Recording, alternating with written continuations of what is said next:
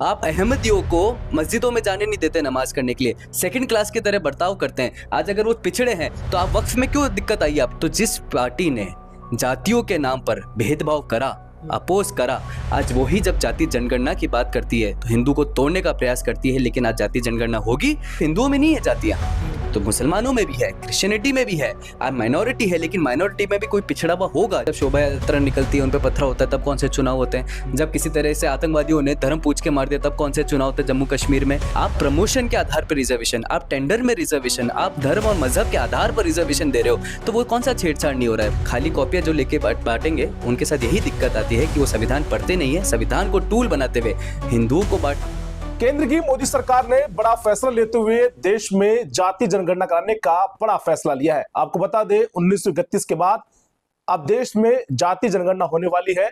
उस वक्त 4000 के लगभग कुछ जातियां थी, अब फिर वापस देश में जाति जनगणना होने जा रही है। तमाम सवालों को लेकर इस मुद्दे पर बातचीत के लिए हमारे साथ विश्व हिंदू परिषद के राष्ट्रीय प्रवक्ता अमितोष पारिक जी मौजूद है। पारिक जी, क्या प्रभाव पड़ेगा जाति जनगणना करवाने से, क्योंकि 1931 में हुई थी अंग्रेजों के दौर में, क्यों आवश्यकता पड़ रही है, इससे क्या प्रभाव पड़ने वाला है? देखिए, देश बढ़ता है और जब विस्तार होता है तो विस्तार में हर तरीके का इक्वल रिप्रेजेंटेशन होना चाहिए। और जब इक्वल रिप्रेजेंटेशन की हम बात करते हैं तो आर्टिकल 14 के अंदर में सबको सबका अधिकार मिलना चाहिए। ये लोग हम भी बात करते हैं, संविधान भी इसकी हमें इजाजत देता है। तो जो लोग ये कहते थे जिसका जितना अधिकार उतना हक, आज मुझे लगता है कि जिसका जितना अधिकार है उसको उतना हक मिलना चाहिए। जो बड़ी बड़ी बातें करते थे कि इस मिट्टी में सिर्फ एक का खून नहीं बहा है, संविधान की बात करने वाले लोग, खाली पुस्तकें लेके घूमने वाले लोग, और ये बोलते थे कि इस आजादी के अंदर में हम सबका उतना ही योगदान है। तो मुझे लगता है भारत के संविधान को मान्य रखते हुए भारतीय जनता पार्टी ने जो फैसला लिया है कास्ट सेंसस का, वो इक्वल रिप्रेजेंटेशन को दिया है। आर्टिकल 14 बात करता है, आर्टिकल 15 बात करता है, लेकिन दिक्कत क्या है? दिक्कत यह है कि अभी तक सिर्फ हिंदुओं की जाति जनगणना हो रही थी, मतलब 80 को तोड़ा जा रहा था और 20 को साधा जा रहा था। आज जाति जनगणना के अंदर में जिन लोगों का इक्वल रिप्रेजेंटेशन नहीं था, मुस्लिम कम्युनिटी से और रिलीजन से आते थे, क्रिश्चियन से आते थे, उनको भी अब अपना कास्ट सेंसस के अंदर में अधिकार मिलेगा, उनका भी उतना ही इक्वल रिप्रेजेंटेशन होगा, क्योंकि अभी तक रिलीजन के बेसिस पे रिजर्वेशन देना जा रहा था और वो एक्सेप्टेबल नहीं था, संविधान के मुताबिक भी नहीं था। और भारत के सर्वोच्च न्यायालय ने भी कोलकाता हाईकोर्ट के बाद ये कहा कि there can be no reservation on the basis of religion. जो आपके अहमदिया है, शिया है, सुन्नी है, बोरा है, जितने भी कम्युनिटीज 73 फिरके हैं, 40 जातियां हैं मुस्लिम कम्युनिटी में, सबको भी इक्वल रिप्रेजेंटेशन मिलेगा। अगर वो ओबीसी क्लेम कर रहे हैं, ओबीसी में आएंगे तो कास्ट सेंसस में आएंगे। लेकिन क्या है, जब आप भारत का इतिहास उठा के देखेंगे, जो राहुल गांधी जी आज भारत जोड़ो यात्रा करने के बाद न्याय की और हक की बात करते हैं, जिसका जितना अधिकार उतनी हक की बात करते हैं, तो एक हिस्ट्री कहती है कि 2 जून 1967 में जवाहरलाल नेहरू ने कास्ट के विरुद्ध रिजर्वेशन की बात कही थी। उन्होंने कहा कि I am not in favour of reservation on the basis of caste. ये जवाहरलाल नेहरू 2 जून 1967 को स्टेटमेंट देते हैं। 1990 के अंदर में राजीव गांधी मंडल कमीशन को अपोज करते हैं ओबीसी को रिजर्वेशन में in the basis of promotion. लेकिन उसके बाद में आप देखिए, कांग्रेस सरकार में राजीव गांधी ने 1982 में पहला दलित चीफ मिनिस्टर बना था आंध्र प्रदेश का, टी अंजना जी का, उनको बफून की तरह कहा था कि ही वाज ए बफून। ये इतिहास कहता है। तो जिस पार्टी ने जातियों के नाम पर भेदभाव करा, अपोज करा, आज वही जब जाति जनगणना की बात करती है तो हिंदू को तोड़ने का प्रयास करती है। लेकिन आज जाति जनगणना होगी तो सबको समान अधिकार मिलेगा। संघ ने 2024 में इसका समर्थन किया था और मुझे लगता है आज भारत आर्टिकल 14 को देख पाएगा। मतलब आपकी बात से सीधा समझ पाया कि आप भी चाह रहे हैं कि मुसलमानों की भी जाति जनगणना होनी चाहिए। आप भी चाह रहे हैं, क्या पहले हुई नहीं थी जाति जनगणना? कहाँ हो रही थी? मुसलमानों की जाति जनगणना में कब अधिकार हुआ? मुसलमानों को जाति जनगणना में कब इन्वॉल्व किया गया? अगर करा ही गया होता तो सुप्रीम कोर्ट को ये स्टेटमेंट देने की जरूरत नहीं पड़ती कि there shall be no reservation on the basis of religion. उनको ओबीसी में शामिल किया गया। ओबीसी में रिजर्वेशन क्लेम कर रहे थे, शामिल नहीं किया था, क्लेम कर रहे थे। और जब क्लेम करते हैं तब आप आर्टिकल 15 पढ़िए, हमेशा क्लास का विवरण दे रखा है। क्लास कब होती है? जब समूह होता है, चाहे वो पिछड़ा हो, दलित हो, जब भी कोई समूह होगा, सोशली एजुकेशन बैकवर्ड, उसी को ही रिजर्वेशन मिलेगा आर्टिकल 15 के अनुसार। आप मुस्लिम है, रिजर्वेशन क्लेम करते हैं ओबीसी कैटेगरी में। कर्नाटका का उदाहरण देखिए, कर्नाटका के अंदर में 4% रिजर्वेशन दिया गया टेंडर के अंदर में। क्यों दिया गया? वो इसलिए उसका गलत है क्योंकि आपने जिन वहां पे वोका लीगा और लिंगियात को जो रिजर्वेशन मिलना चाहिए था, जो ओबीसी कैटेगरी में आ रहे थे, उनका आपने रिजर्वेशन इन रिजर्वेशन किया। मतलब आपने उनको अलग से नहीं दिया, आपने जो कैटेगरी क्लास बेसिस पे सोशली एजुकेशन बैकवर्ड पे रिजर्वेशन क्लेम कर रही थी, उसको काट के रिजर्वेशन दिया उसको जो रिलीजन के आधार पे थे। कलकत्ता हाईकोर्ट ने इसको रिजेक्ट किया है, सर्टिफिकेट ओबीसी खारिज करे, सरकार अपील में जाती है और अपील में सुप्रीम कोर्ट कहता है रिलीजन के बेसिस पे रिजर्वेशन नहीं होगा। आंध्र प्रदेश में भी पूर्व में ऐसा देखने को मिला था, लेकिन अब मुझे लगता है क्लास बेसिस पर अगर रिजर्वेशन चाहिए, हम रिजर्वेशन के अधिकार सबको है, अगर कोई पिछड़ा है तो रिजर्वेशन देके आपके साथ पंक्ति में आगे आएगा। और ये तो अंत्योदय है कि आखिरी में बैठे हुए पंक्ति को सबसे अधिकार मिलना चाहिए जो प्रथम पंक्ति में बैठा है उसके बराबर का। तो ये तो तब होगा ना जब जाति जनगणना होगी, किसको कितना अधिकार मिलना चाहिए, कौन कितना पिछड़ा है, कौन कितना बैकवर्ड है, कौन कितना इकोनॉमिकली अनसाउंड है, वो सामने आएगा। चाहे वो अहमदी हो, चाहे वो शिहा हो, चाहे वो सुन्नी हो, चाहे वो बोहरा हो, चाहे अन्य फिरके हो, जिसको आप पूजा का अधिकार नहीं देते, सरकार तो उनको अधिकार देके कास्ट सेंसस में आगे लाएगी। अच्छा अमितोष जी, अगर जाति जनगणना होती है, आपकी बात आप कह रहे हैं कि जितना उनका हक अधिकार होगा तो मतलब रिजर्वेशन आरक्षण में बदलाव होने वाला है, जिसको जितना हक मिलेगा उसको इतना मिलने वाला है। इंदिरा साहनी ने कहा है, इंदिरा साहनी का जजमेंट था सुप्रीम कोर्ट का, उन्होंने कहा था कि there shall be reservation but extend to 50%। मुझे लगता है सरकार को इस विषय पे भी सोचना चाहिए कि 50% से ज्यादा अगर हम आरक्षण देते हैं तो कहीं ना कहीं उनके साथ भी भेदभाव होता है जो उस आरक्षण के अंदर में अपना क्लेम करते हैं, जो सोशली एजुकेशन बैकवर्ड क्लासेस है। अगर आप रिलीजन के आधार पे देंगे तो भारत का संविधान नहीं मानता, फिर तो आप भारत के संविधान को बदल रहे हैं। और आप एक जगह बोलते हैं कि भारत के संविधान को एक दूसरी पार्टी जो बदलने का प्रयास कर रही है। कर्नाटक के सिद्धारमैया का स्टेटमेंट था, उन्होंने कहा है कि अगर हमें संविधान बदलना पड़ेगा तो हम संविधान बदलने का भी प्रयास करेंगे। राहुल गांधी ने कहा कि अगर हम सत्ता में आते हैं तो जिसका जितना अधिकार है उसको उतना हक मिलेगा। तो कास्ट सेंसस क्या है? सेंसस होता है जब जनगणना होगी, जनगणना किसी आधार पे होती है और जब आधार में जो जिसमें अधिकार होता है उस अधिकार को सरकार देगी।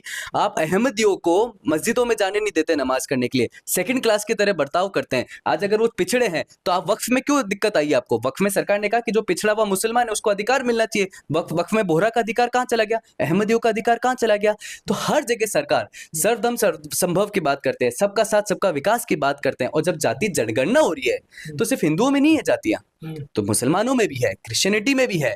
आप माइनॉरिटी है, लेकिन माइनॉरिटी में भी कोई पिछड़ा हुआ होगा जिसको आगे तबके पे लाना पड़ेगा, तो कास्ट सेंसस पे उसको उसका अधिकार मिलेगा। आर्टिकल 14 का वायलेशन जो आप कर रहे थे अब वो समाप्त होगा। भारत के संविधान की खाली कॉपियां आप लेके घूमते हैं और भारत के संविधान को पढ़ने वाले लोग आज कास्ट सेंसस को लेते हुए हर व्यक्ति को साथ लेके आएंगे जो इस भारत को विकास में सहयोग करेगा। अमितोष जी, अगर आरक्षण को लेकर छेड़छाड़ होती है, कुछ दिनों पहले भी आरक्षण में चेंजिंग लाने को लेकर बड़ा प्रदर्शन हुआ था, भारत बंद का ऐलान हुआ।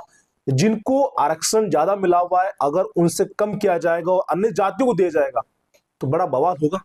देखिए, ये सरकार मुझे लगता है जब इतना बड़ा डिसीजन लेती है तो इसके साथ अपनी मोनोपोली को और अपनी एक्टिविटी को भी देखेगी, किस आधार पे हमारे को रिजर्वेशन देना चाहिए।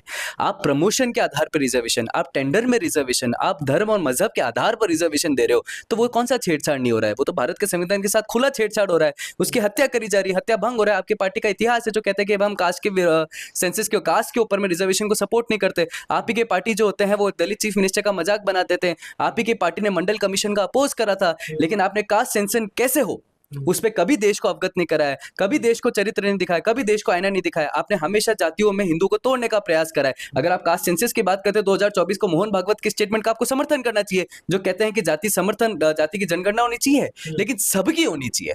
आप किसी का अधिकार छीन कर किसी के अधिकार देते हैं तो उसको अधिकार नहीं कहा जाता, उसको हमेशा छीनी हुई चोरी कहा जाता है। मुझे लगता है चोरी से बाहर आके अधिकार की जब हम बात करते हैं तो हक नहीं, अधिकार है। अधिकार सबको मिलेगा क्योंकि संविधान सर्वोपरि है।